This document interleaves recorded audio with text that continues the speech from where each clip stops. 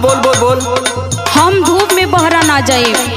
तो तोरे बदे वहाँ मचान छनवाई हम। अरे धूप से हमके एलर्जी बना, एकदम स्किन खराब हो जाला।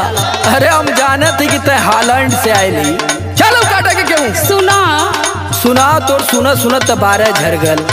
गेहूं काटब ना करौले बानी सैया फेसियल। तो काहे न गौवा ब्यूटी पार्लर खोल लेती।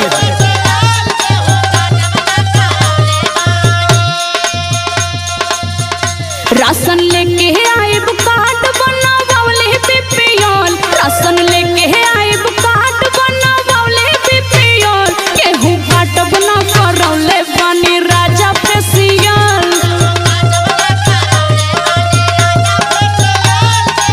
यही से ना दिक्कत बा, अब मजबूरी समझते नहीं बड़ा।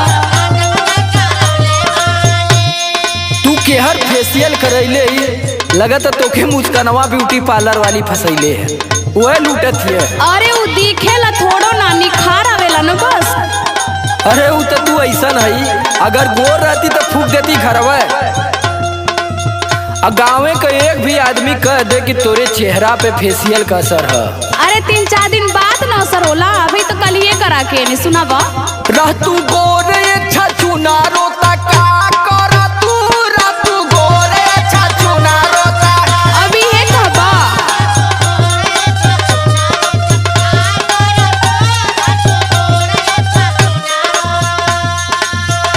पोती पाउडर जब ना खरा हजार कर तू, पोती पाउडर जब ना खरा हजार कर तू।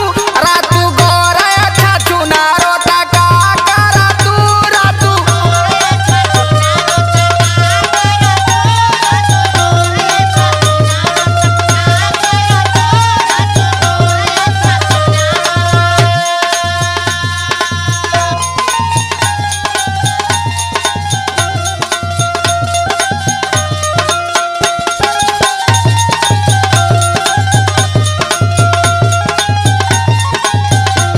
सुना और एक ठे परेशानी न बा, तोहरा पता ना हो। बोल बोल बोल, तोर कोनो परेशानी हमसे छूटल है? सुना सुनबा तब ना, काहे ना छुपल बा। सुनाओ सुनाओ। जइबो ना खेत में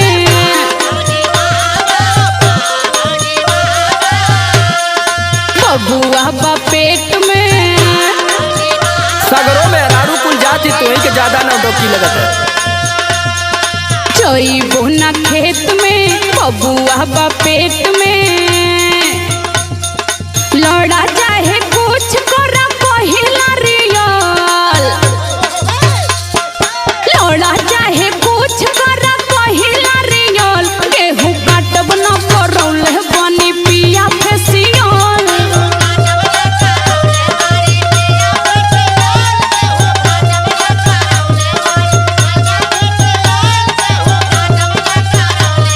बहुत महंगा है, सहनाज कह सोच लिह।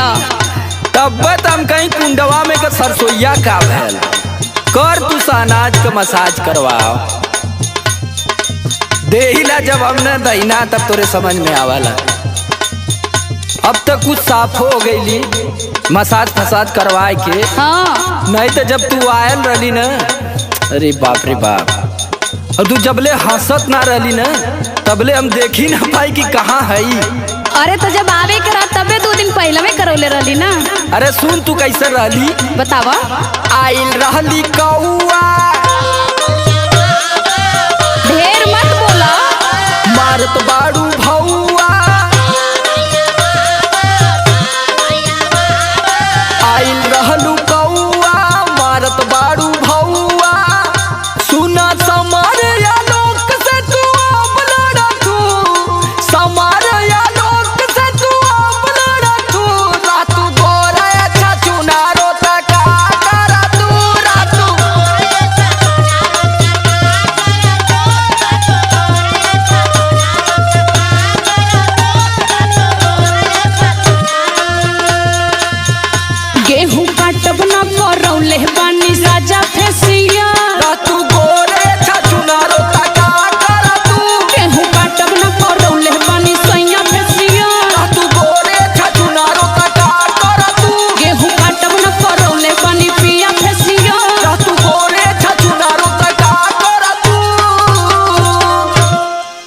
अरे तावा के तनु मजाई, स्टीले का थरिया थोड़ी हो जाई।